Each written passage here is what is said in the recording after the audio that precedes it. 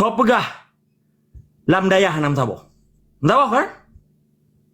Hudam Sabah, Munam Sabah, MPU Sabah di kantor SIPAI, je kemitra SIPAI lah. Kau pegah nam Sabah. Dah mentua kan kuat kau berdua sih. Tapi Sabah waktu dipejak perintah penjajah. Kan perintah Allah.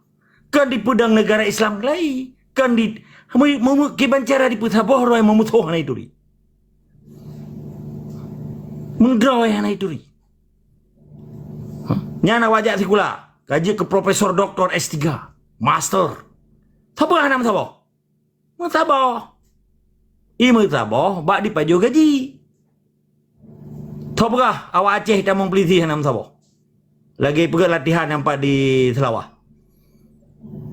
Yang tempat cinta alam itu. Ke latihan beli itu di Saraya. Sabah nam Sabah. Hok awak pegang-pegang Sabah. Kapa jelas wadai kapa terang. Beka pernah urun Tuhan mereka. Hok kai si gambakungan.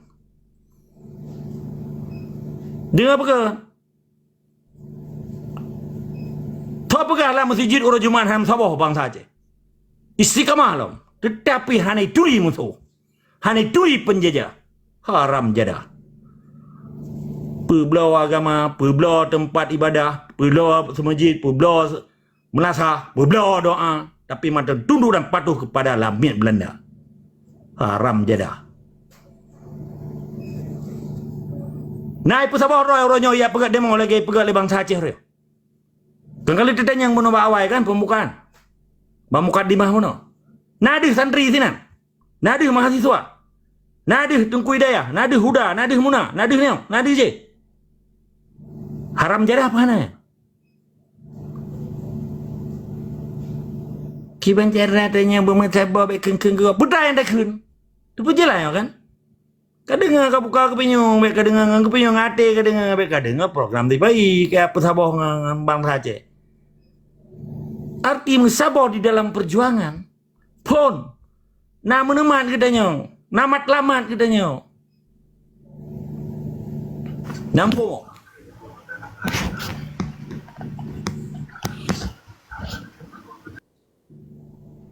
Jadi, baik kalimat orangnya, kitanya baik keng-keng gegap, baik hina-hina orang lain kan mandum. Yang bahasa-bahasa di gampang Anu mayak cerit. Lu sengaja lu pegah lagi nyo, yang itu entang. Tapi tak pegah agak, pihak agak sih kan. Tapi god ke, pihak tak tenak mai sih kadang-kadang. Tak pegah dalam TikTok hanam Sabah. Tapi percaya ibu Sabah. Ipegah program yang melawan perintah Allah. Ibu Sabah roy. Contoh, SIPAI dalam Partai Nasional SIPAI-nya 20 buah partai. Tambah partai lokal. Apa awaknya dalam partai yang Hanam Sabah? Menyebab jiprang orang Aceh Ibu Sabah roy, tapi dirupah kursi presiden di Mendawa awak. Saling sikut menyikut untuk mendapatkan kekuasaannya.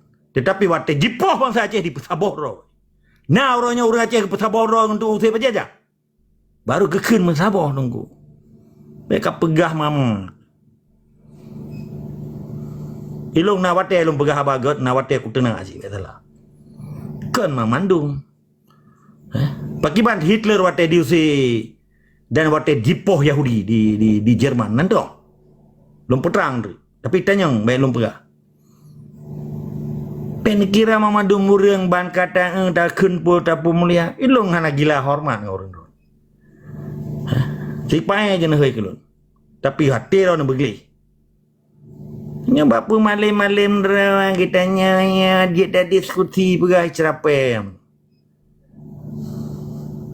Diskusi je dalam konteks kebibih bangsa Aceh. Bersabah roh je dalam konteks perintah Allah, kan perintah Soekarno.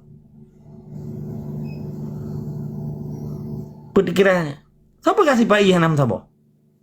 Ite mati lom, tetapi hana ya pedepan nasib bangsa Aceh je.